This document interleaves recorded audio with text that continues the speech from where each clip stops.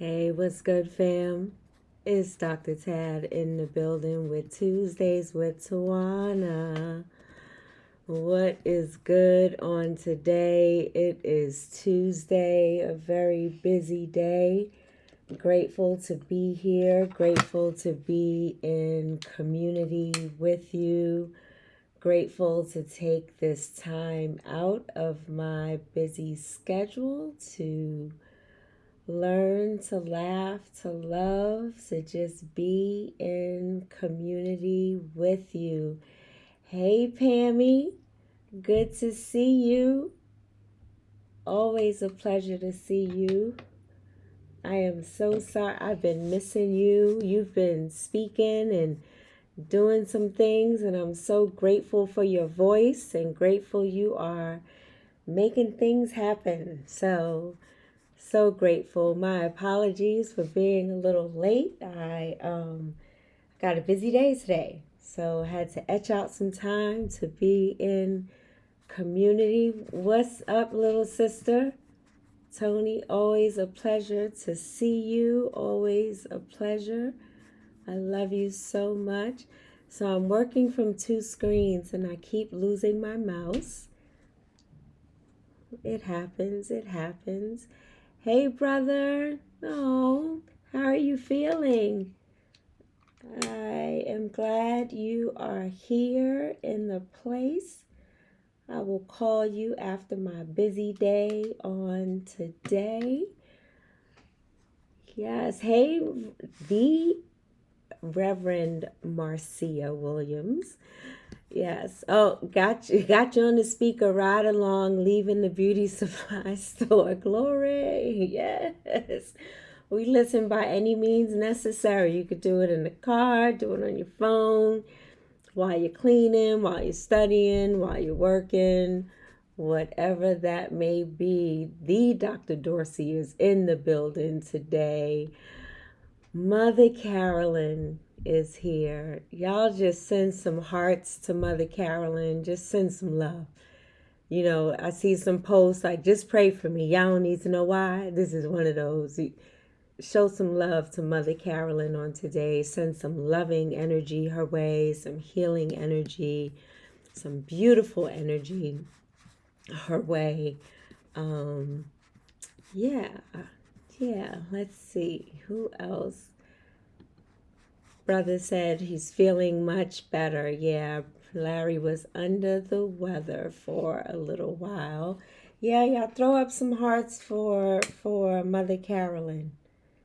Yeah, y'all make that happen. And y'all see I'm lighting some Palo Santo,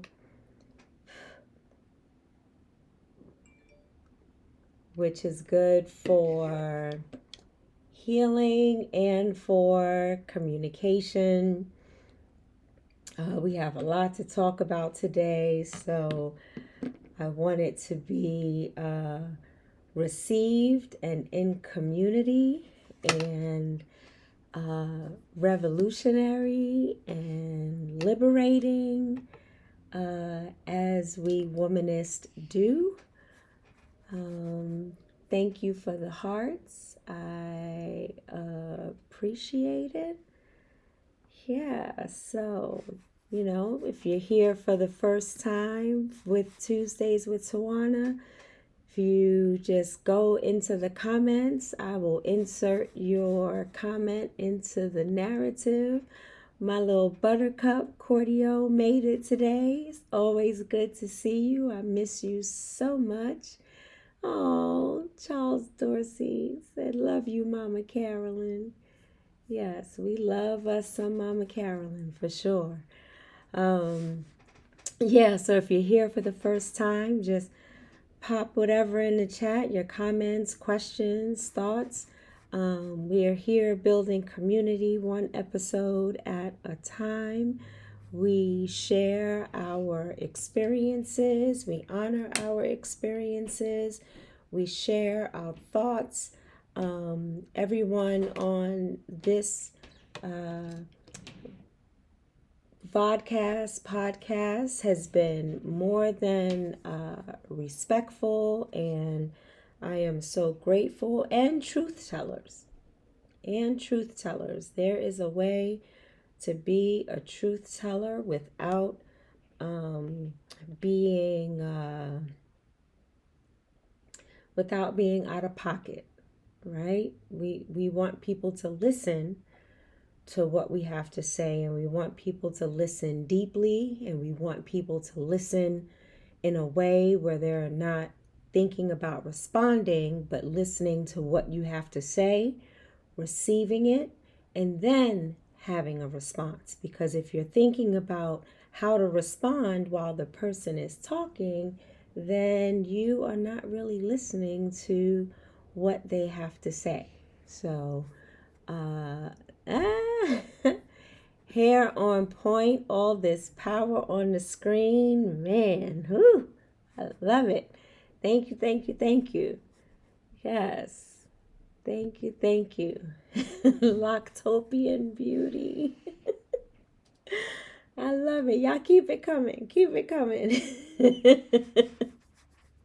So if you happen to share this, or you can catch it later on my feed or on all of your podcast platforms, Apple, Spotify, all that good stuff. So I have a hard stop at 12:30, so let's chop it up a bit. So I wanted to talk about it, and I may be a little tired of this topic, but I wanted to approach it in a different way on today. And this shit about woke and being woke and cancel culture and all that, but we're gonna focus on woke today. We're gonna focus on woke, because it's another term that has been co-opted by our white supremacists and white uh, power seeking human beings. And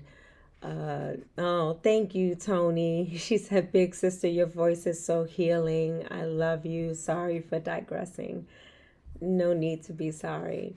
I am in a peaceful space today, so it is definitely coming out, um, just oozing out of everything, my entire being. So thank you for honoring that and acknowledging that.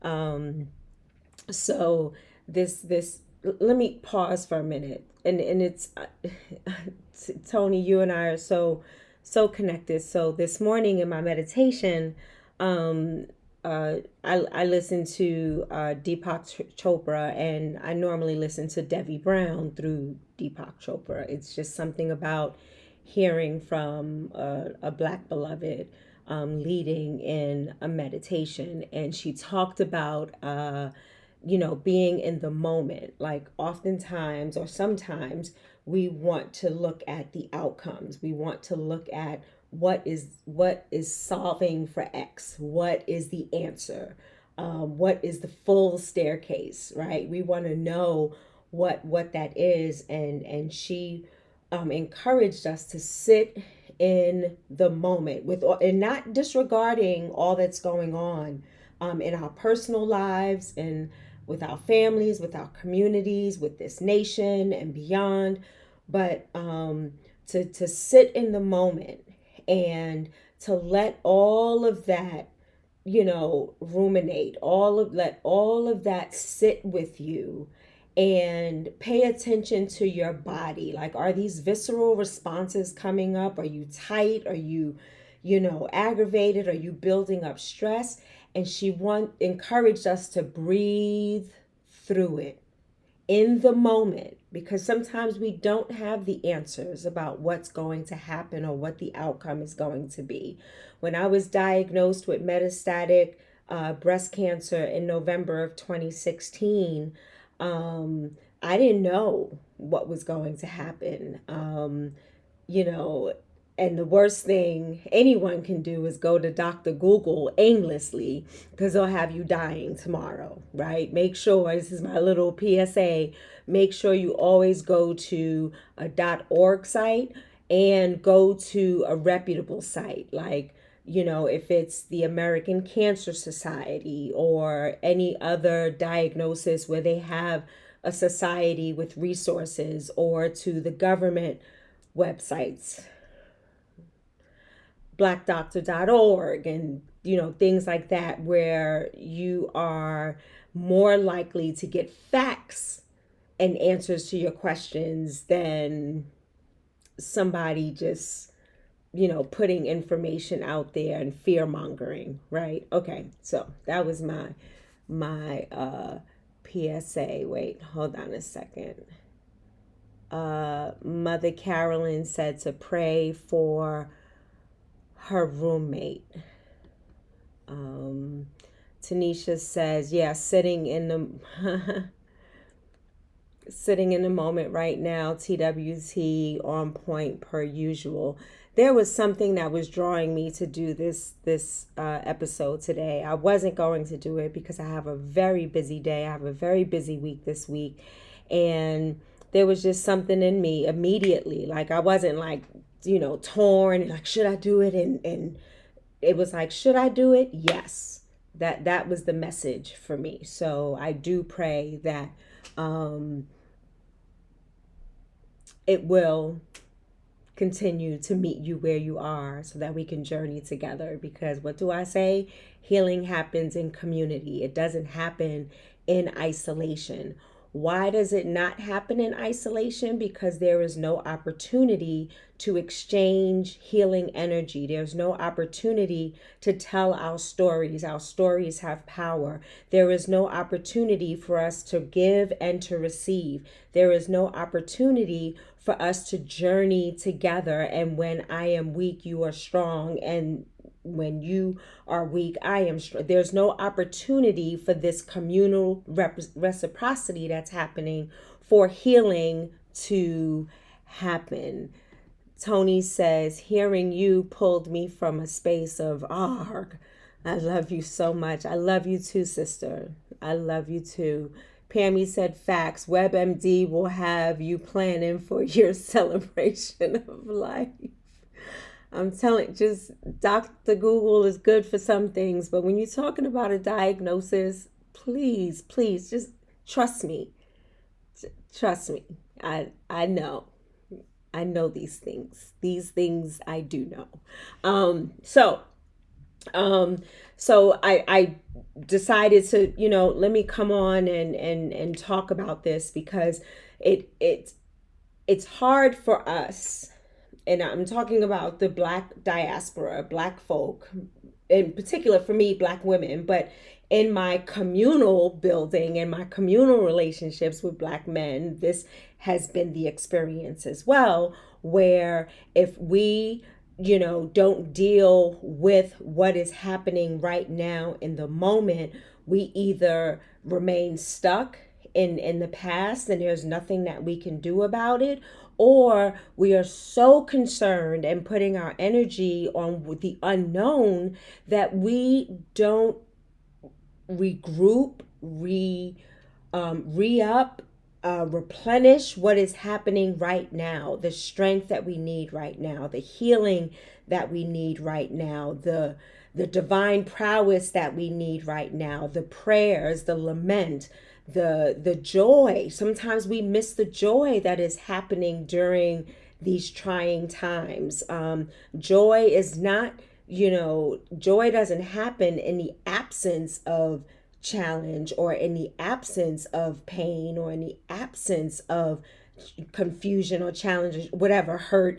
Joy is constant if we let it be. If we sit in the moment and look deeply for it, we will find it. We will find it within ourselves, or we'll find it in community or in relationships.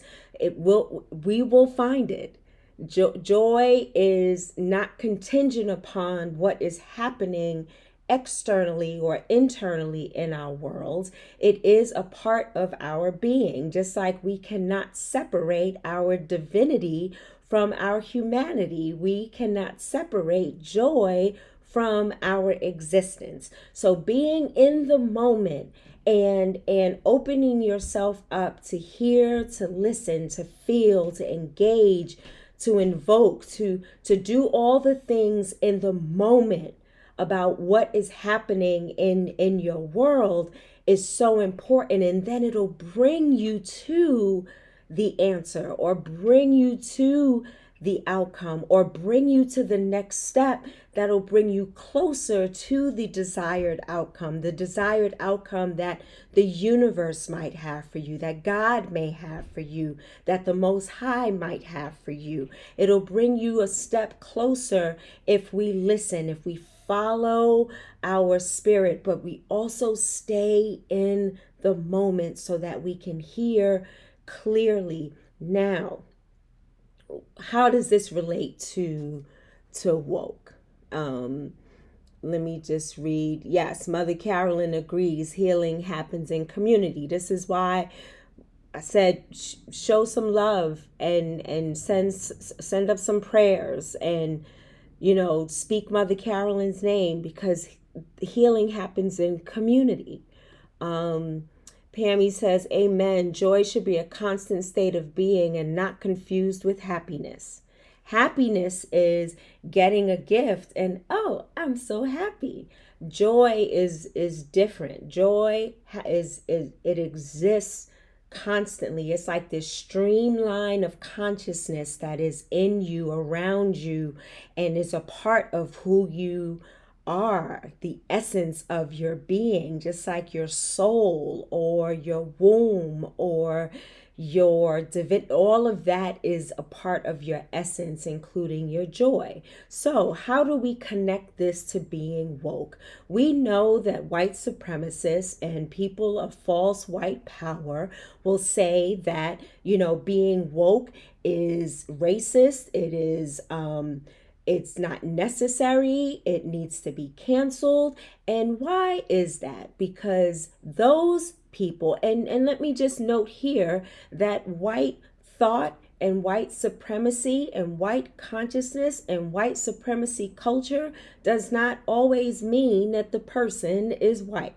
It happens in Black folk. It happens in Latin folk. It happens if you have this white stream of consciousness, because some of the Proud Boys and Antifa and all these other folk who are shooting up places, when you see them and they are causing these acts of violence, oftentimes they either have on some sort of red cap or symbols or anything that shows that they are in alignment with the supremacist cultures that are out here, because they have been brainwashed to think that, well, if I am down with them, then maybe they will see me as a human being, and maybe I can be a part of the 1%. Maybe I will have access to health care. Maybe I will be able to move forward and to live and not die at the hand of systemic ills.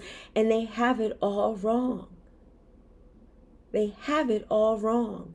So when we talk about being woke, they are talking about being woke because they're trying to save their false sense of power and trying to diminish who we are as Black and brown beloveds. They're trying to erase us from history because their history and their foreparents were so acted in heinous ways and in ways that were just dehumanizing and oppressive and murderous, and that is shameful, right?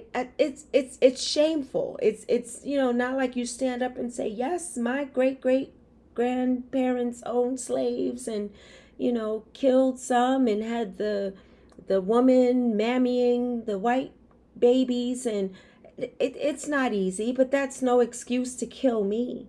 That's no excuse to try to kill me, mind, body, or soul. That is no excuse to dehumanize me. So when we talk about being woke, we talk about for us, knowing who we are, knowing whose we are, and never forgetting that in this moment right now, I have the opportunity not only for the breath of life, but I have an opportunity to speak truth to power. I have an opportunity to show up unapologetically. I have an opportunity to take care of myself. I have an opportunity to go to therapy. I have an opportunity to go to chemotherapy every month. I have an opportunity to live and fight for my life every day. I have an opportunity to be with my community, whether it's my family or my family or my community outside of my relatives. I have an opportunity in this moment, and for someone to try to cancel me out in this moment, I will then miss it if I don't look at the moment and realize how powerful I am, how divine I am, how necessary I am, how I was chosen out of all the possible people in this world. I was birthed into this world with a purpose. I was birthed into this world for a reason. I was birthed into this world to do something great. And even if I didn't get to great yet, even if I slipped and I fell and I made mistakes and missteps and mishaps, it doesn't take away from who I am and whose I am and the true essence of who I am. And I can still find joy in the midst of all of it. So when woke folk like white supremacist culture try to cancel me, they are not only trying to cancel my history, but they are trying to cancel their heinous history. And in the midst of that, try to cancel me and my gifts and my talents through the books that I write, through the movies that I make, through the plays through the dancing, through the singing, through creating, through co-creating, through building schools, from churches to donating to organizations, whatever it is, they want to take that away from us because we have the power, the true power that they want and cannot have. So when we talk about being woke, what we do have an opportunity to do is to be woke about ourselves and be woke about how unapologetically strong we are. And we're not talking about the strong black woman trope. We're not talking about that. We're talking about the true divine strength that is in us to press on in this hateful world and still live and not die at the hands of systemic ills. Again, Lucille Clifton says, "Won't you celebrate with me? For every day something has tried to kill me and has failed." Audre Lorde talks about, "If I don't define myself, I will be crunched into other people's fantasies and eaten alive." We don't want to be crunched into other people's fantasies. We want to create our own fantasies. We want to create our own Afrofuturism. We want to make sure that we see ourselves and our children and our grandchildren and our beloveds in the future. We want to make sure that we have the power and control to co-create in this moment so that our outcomes is not contingent upon hate around white supremacy and around that false sense of white power. So what my challenge for us today is for our black and brown beloveds to know who we are, know whose we are, and act like we know. Speak truth to power. And if you don't have the language for it, this is where community happens. There is something called language justice. There is something called liberating language. There is something called pain without suffering. Like Audre Lorde says that pain is that unscrutinized, suffering is that unscrutinized pain. When you don't deal with the pain, then you end up suffering. If you deal with the pain and you deal with the cut or the bruise or whatever, and it heals. But if you don't deal with it, it is going to be infected. It's not going to heal. And then you are going to suffer. Pain is inevitable. Suffering is optional. And we will not suffer at the hands of these white supremacist folk talking about erasing us from history when they stole us from our native land, brought us here, and we built this country with our blood, sweat, and tears. And now you want to erase us because we've had power from the beginning. And they're like, these folk just won't go away. We done tried to enslave them. We done tried Jim Crow. We done tried the civil rights movement. We done tried to kill them in front of the world by putting a knee on their neck or letting our black beloved lay in the street for 4 to 5 hours dead, or to kill someone going to get Arizona and Skittles, or to hire the police officer who killed Breonna Taylor, who was sleeping, who felt like his life was threatened, and now he's working somewhere else. They keep trying, and we're not going anywhere. Because, beloveds, you are divine. You are beautiful. You are amazing. You are wonderful. You can do all things through the divine. So I encourage you, and for white folk, it is so important that as you are sitting in those places that people try to deny us, whether it's the boardroom, the C-suite, elected officials, up to the presidency, speak the fuck up. Speak up and speak out. Speak out against the NRA. Because, listen, stop taking their money. You'll be surprised with how you'll be blessed with something else when you begin to fight for life and the right for life for others, and not of your own self-centeredness, capitalism, all of that. So to my black and brown beloveds, know that you know that no matter what you have gone through, sit in the moment and remind yourself how beautiful you are and how great you are and how you are forgiven. Give yourself some grace and some mercy. Show yourself some love. Remember that joy that resides within, regardless of what's going on in the world. And to my white beloveds, I have white co-conspirators that do speak up and speak out at protests, or at the family, dining room table, or at their jobs, or in the boardroom, or in the C-suite. We need more of you. We need more of you. This is why it's a both and. We're not this individual. We don't have this individual consciousness that white people have. It's not an either or. Like either white people going to do it or black people, because then we're never going to get it done. We've got to do it together, and we've got to be woke together. And what's woke?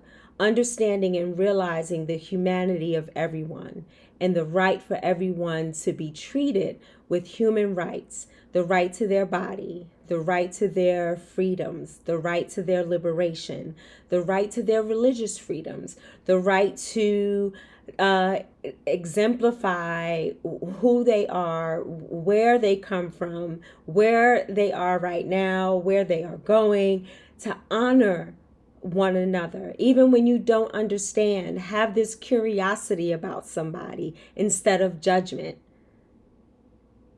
That's being woke. So you can tell homeboy in Florida, homeboy in Texas, they could go to hell. Because what they're doing is putting profits over people, and it's now killing our babies. It's been killing our babies, but now it's at a point where it actually hit the news. And that's how people find out stuff in the white news media outlets. So it's time for me to go. I got to get back to work. I love y'all dearly. I'm so grateful for all of you being on Tuesdays with Tawana. I am Dr. Tad, your host and your curator. And of course, this is how we show up every day, all day. I love being a black woman. Wouldn't trade it for anything in the world. one of the most divine, wonderful beings on this earth. And Malcolm X said it, and we need to now reclaim our power and our respect and our honor. And it's happening. It's happening, and we will do it in community, not for some self-centeredness or self-aggrandizement or ego or conceit.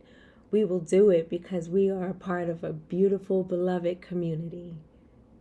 A beautiful, beloved community called Tuesdays with Tawana. Every Tuesday, 2 o'clock p.m. Eastern Time, right here on Facebook Live, or you can catch it later on your various podcasts. I love each of you dearly. Have a beautiful day. Sit in the moment and just remind yourself that you are loved. You are loved. You have joy, unspeakable joy. And trust the process. Trust the process. I love you, and I'll see you next Tuesday, inshallah. Peace, beloveds.